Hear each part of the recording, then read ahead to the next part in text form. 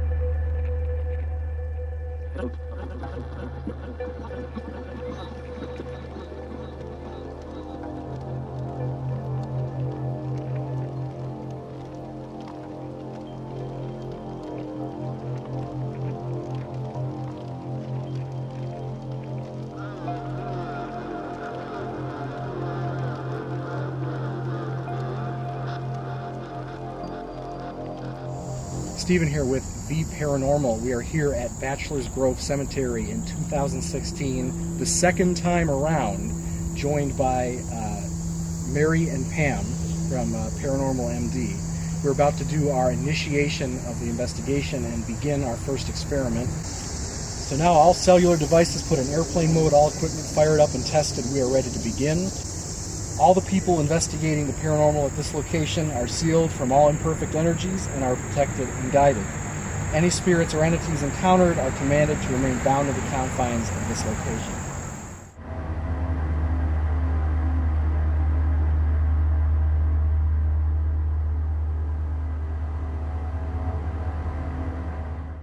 This is the famous tombstone where the picture was taken of the Madonna of Bachelor's Grove. And I'm just going to ask a couple of questions while we're here. We're set up. As I'm speaking, my voice is going into this device, which is transmitting it as an EMF signal. It's just for us to know, but not for the spirits. There's a lot of questions about this cemetery and about this famous stone here that I'm standing right by. The main question is, who was the picture that was captured of the person sitting? So if that person is in this environment right now and they see all this crazy equipment, don't be intimidated. If you could just give us a name of who you possibly are, if you're here, and if you're associated with this tombstone or this burial, or if you're one of the babies that were buried here in this area. So I'm going to be quiet now and give you some time to speak if you'd like to give us a message.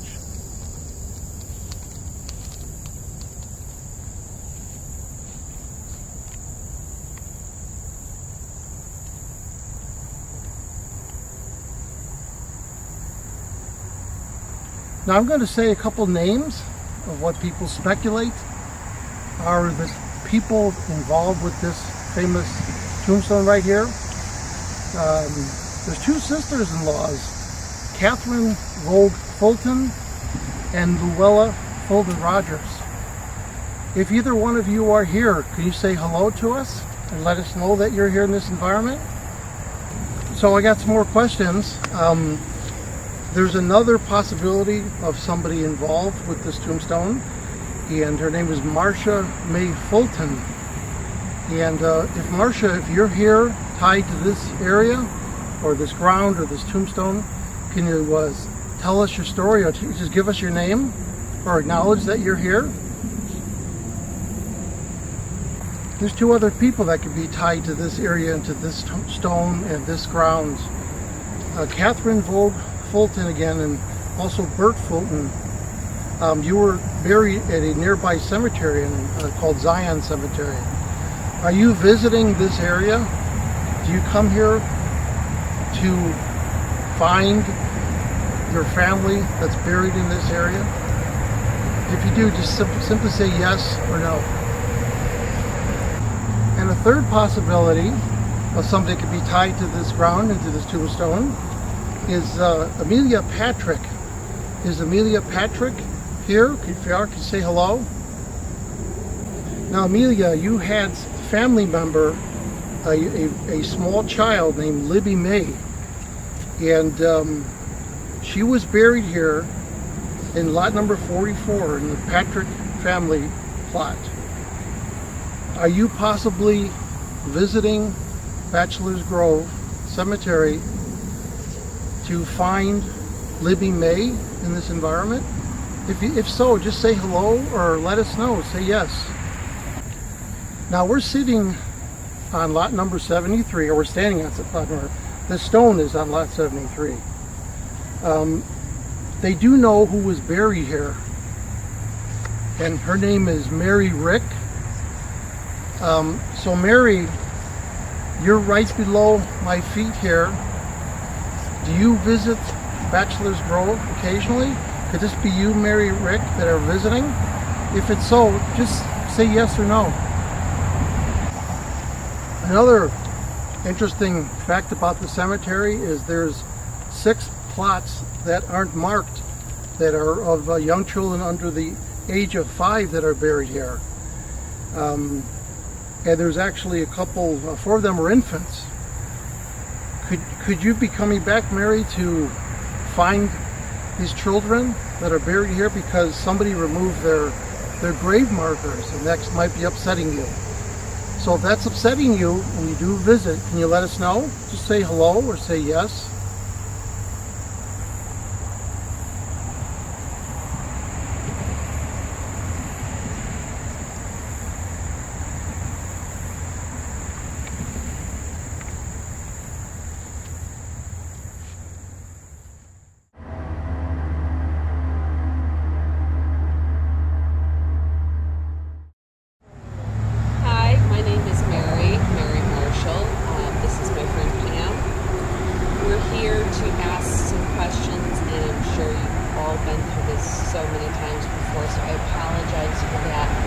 It's really important for so many of us here to make contact with you, not just to understand who you are, but maybe to assure us that there is another side.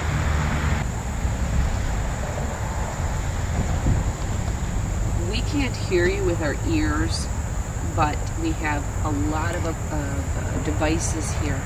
And I'm sure you've seen lots of this already that can capture your voice. So please speak loudly and clearly. Catherine, are you here, or Catherine or Bert? Are you here? Do you come looking for your infant daughter?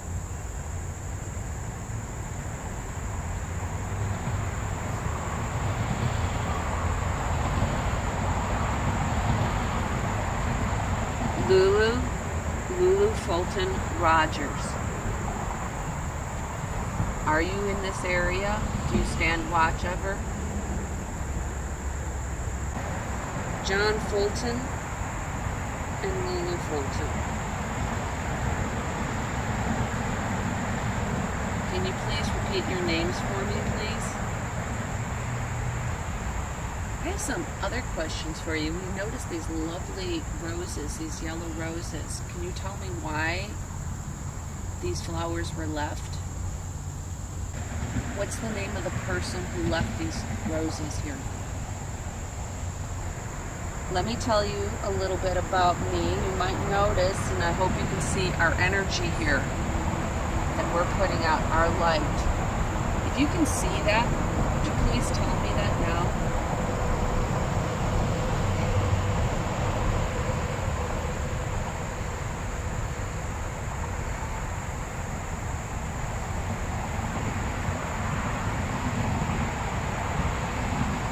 When this burial plot, family plot was put here,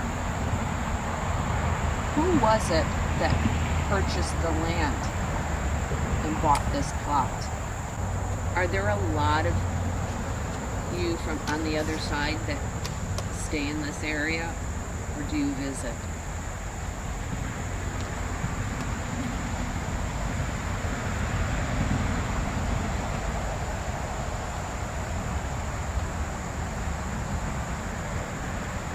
Does it make you feel good that so many people come here to this small, tiny cemetery, which is so family orientated? Or would you prefer if people just didn't come here anymore?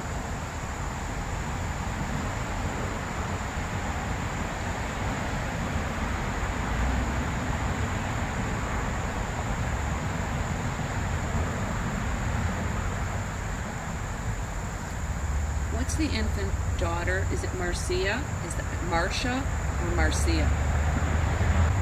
Do any of you know who Amelia is? Can someone either named Erwin or Arwin, or do you know someone by that name?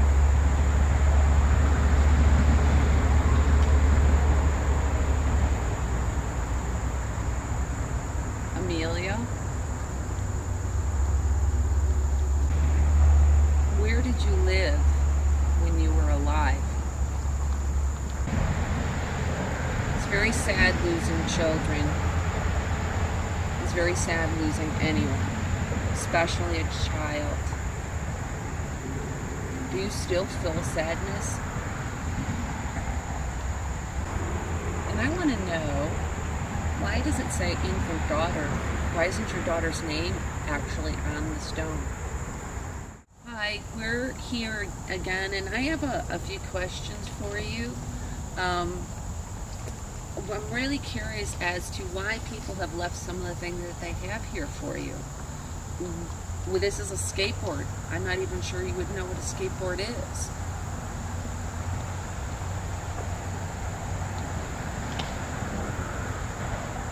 What's the significance of them leaving a coin purse, or it's sort of like a wallet, but it's a little coin purse?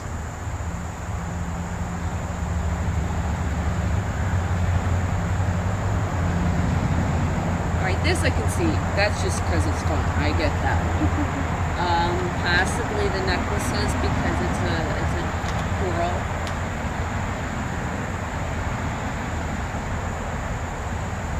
Do you even though identify these as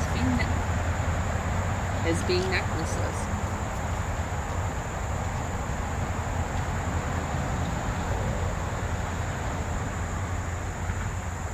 And please, if you can hear me, which I hope that you can, whoever is answering me, again, please, you can step up to anything here and touch it, including me, and let us know that you're here. And I do want, very, very importantly, want you to know this, that we are here with the deepest respect for you and your lives and your family's lives, and in no way do we mean to be disrespectful. We would like to share some music with you. It's a newer song you may have not ever heard, new since your passing, any of you here. And it's, you might be able to understand it and relate to it because of what you've gone through, the sadness that you felt and the loss of children and loved ones. So we're going to play this song for you, and hopefully we're going to play it so that we can hear it with our ears, but we're also going to put it out into a frequency that you might be able to hear better. And if you can, please, please comment and let us know.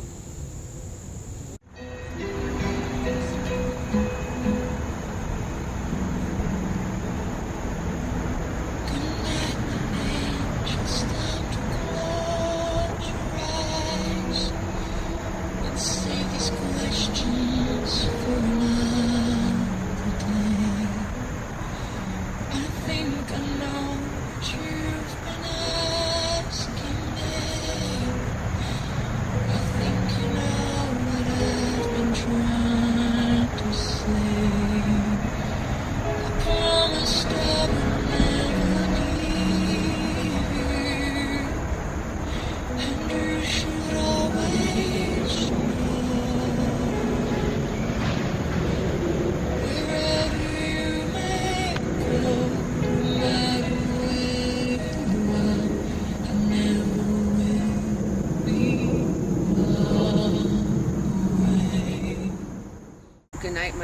special.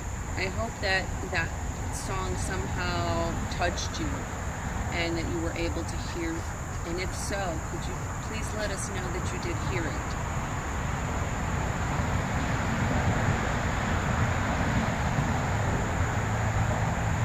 Any type of response is very welcome.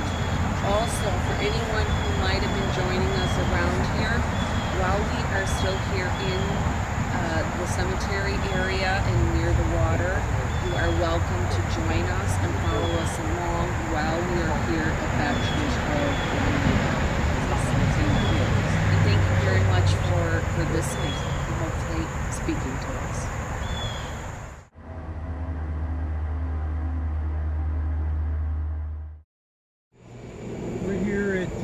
Swamp at Bachelor's Grove, and this is the swamp where a body was fished out. Don't know whether or not Al Capone, supposedly there's a rumor that Al Capone tossed some bodies here.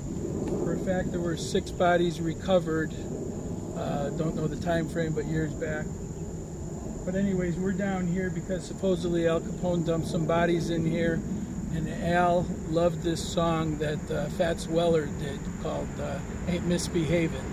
So we're going to play that for you now. And if there's any entities that can hear this and can come up here and send us any kind of signal, we've got a whole bunch of equipment here set up. We're going to be playing the Fats Weller song that I mentioned earlier, Al Capone's favorite song, called Ain't Misbehavin'. But I might be on the shelf, ain't misbehaving. Saving my love for you, for you, for you, for you. I know for certain that what I love, I'm through with flirting. It's you that I'm thinking of. Ain't misbehaving. Saving my love for you. If any of you are related to Al Capone and you recognize the song that just played, can you say hi to us or send us some sort of signal that you're here?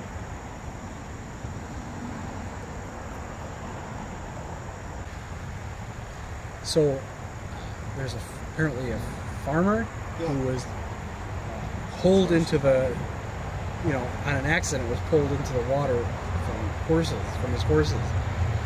And if that farmer is present with us now and would like to say something, we are open to hear it.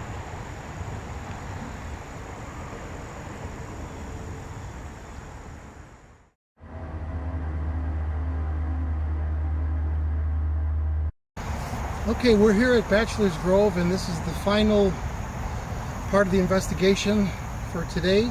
I'm going to go through a series of names, and if anybody is here, please respond.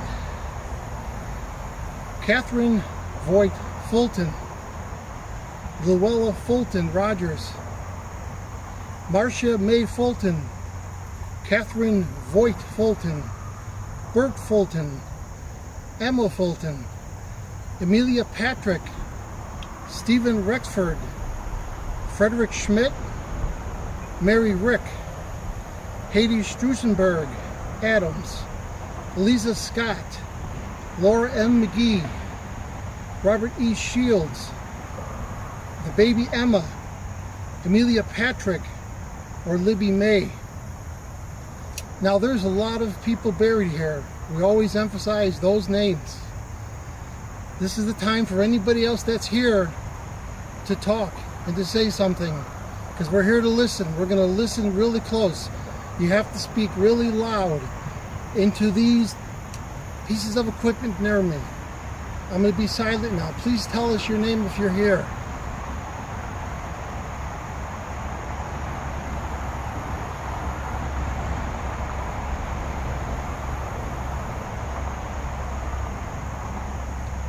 If anybody's here, is there any stories you want to tell us? Anything pertinent to your life or to your death?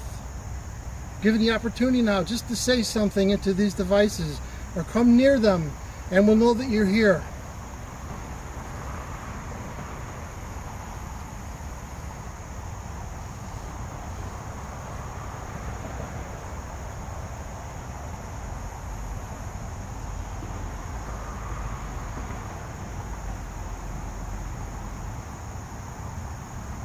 If you're sick of all the people showing up asking these silly questions, just say that. Say you're sick of it, or say stop, and we'll stop.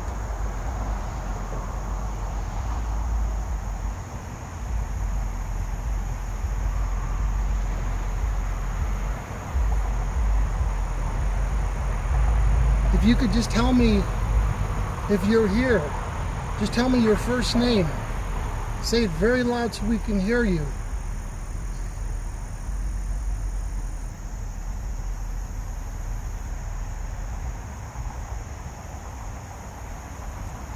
If you communicated to us, we really appreciate that, because it's really difficult, I know, for you to speak to us and to communicate.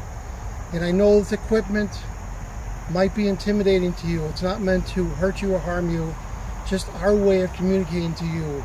And I hope you could hear us, and I hope you responded to us. If you did or did not, thanks a lot for being here, and thanks a lot for trying to communicate with us. We're going to go now. So goodbye, Bachelor's Grove, for now.